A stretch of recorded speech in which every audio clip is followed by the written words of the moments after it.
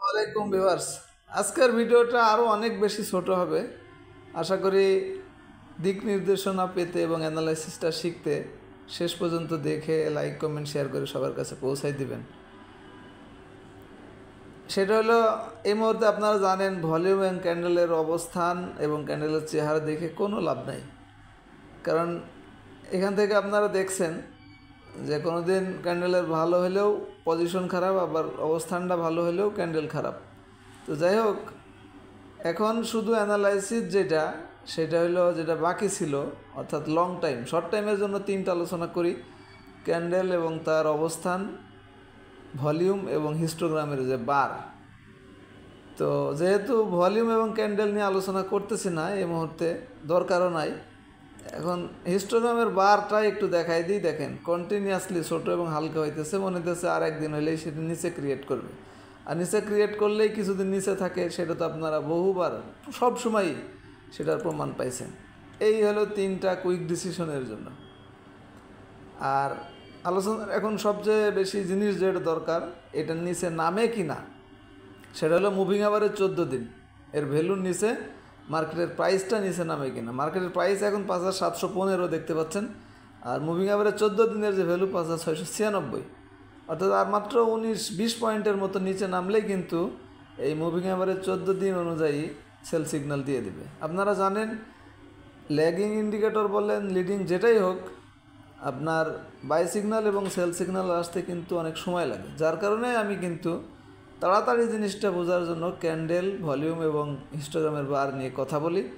আর একটু কারেকশন যারা খেতে চান বা একটু লং টাইম চিন্তাভাবনা করেন, তাদের জন্য আমি সাপোর্ট, রেজিস্ট্যান্স এবং দুইটা ইন্ডিকেটর নিয়ে কথা বলি।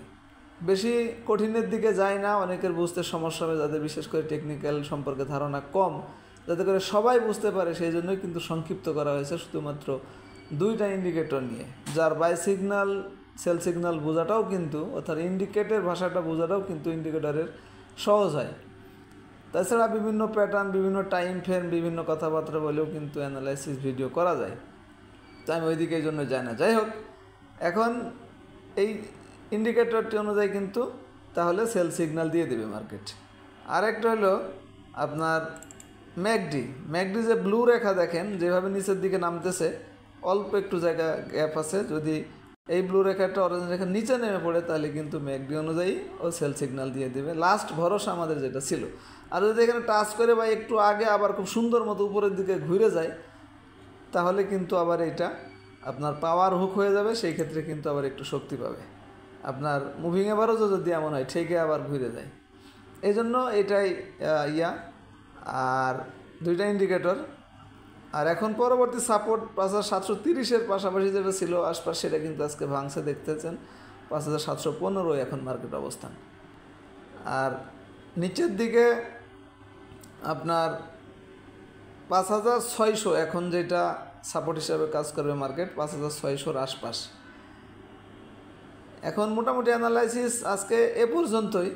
তবে একটা জিনিস অবশ্যই আপনাদের মনে রাখতে হবে, যে মার্কেটের যদি বাউন্স ব্যাকের যেই ক্যান্ডেল, বারবার আমি বলি spinning top, dragon fly, hanging man, এই ধরনের ক্যান্ডেল, অর্থাৎ নিচে অনেক বড় শ্যাডো, উপরে শ্যাডো কম, কিন্তু বডিটা সবুজ, আপনার 20-10 পয়েন্টের একটা বডি সবুজ, এ ধরনের ক্যান্ডেল যতক্ষণ পর্যন্ত না হয় ততক্ষণ পর্যন্ত কিন্তু একদিন, 2 দিন, 3 দিনের প্লাসের আশা করা যায় না এই মুহূর্তে ক্যান্ডেলের অবস্থান এবং চেহারা যেটাই হোক না কেন।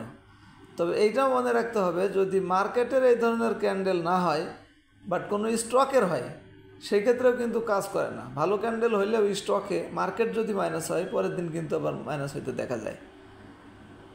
যেমন ওই ধরনের ক্যান্ডেল আমি যদি একটা নাম করি, ধরেন ইজিএন, গতকালকে ওই ধরনের ক্যান্ডেল ছিল, বাট আজকে কিন্তু কমছে। কেন? কারণ হলো মার্কেট মাইনাস। তবে মার্কেটের যদি গতকালকে ইজিএনে যে ক্যান্ডেল হয়েছিল, আজকে গতকালকে মার্কেটেও সেই ক্যান্ডেল হয়েছে, তাহলে মার্কেট আজকে কিছু প্লাস থাকলে ইজিএনও কিন্তু প্লাস থাকতো। মানে কথাটা এই জন্য বললাম উদাহরণটা দিয়ে, যাতে করে মার্কেটের অ্যানালাইসিসটার উপরে আপনারা জোরটা বেশি দেন। কারণ আমি প্রথম থেকেই বলে আসতেছি, মার্কেট যদি কন্টিনিউয়াসলি পড়তে থাকে, সেই ক্ষেত্রে ঘুরে ফিরে একদিন ভালো দেখাইলে পরের দিন আবার পড়ে।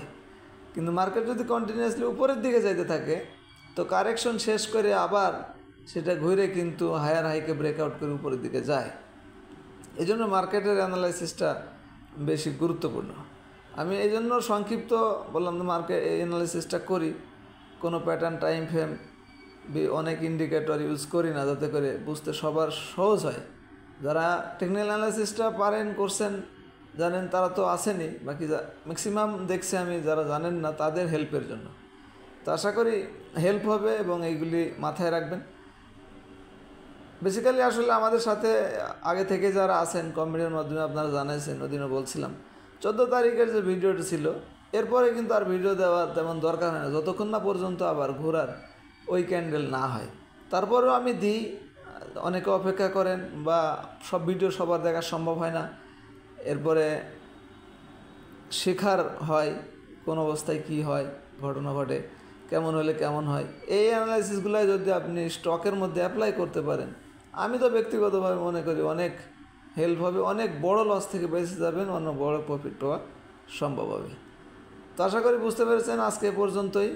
যেহেতু যাদের বিএ মেম্বারশিপ নেওয়া নাই, সার্চগুলো দেখতে পারেন না, তো আজকে আর দেখাচ্ছি না। মেম্বারশিপ নিতে অবশ্যই উপর নাম্বারে আমাদের অফারও চলতেছে, জানেন, 2 বছরে 3600 টাকার প্যাকেজ 3000 টাকা নেওয়ার জন্য যোগাযোগ করবেন। সবার কাছে পৌঁছাইতে এবং ভিডিও কন্টিনিউ রাখতে লাইক, কমেন্ট, শেয়ারের মাধ্যমে আমাদেরকে সহযোগিতা করবেন, সবাইকে হেল্প করবেন। ভালো থাকবেন, ধন্যবাদ।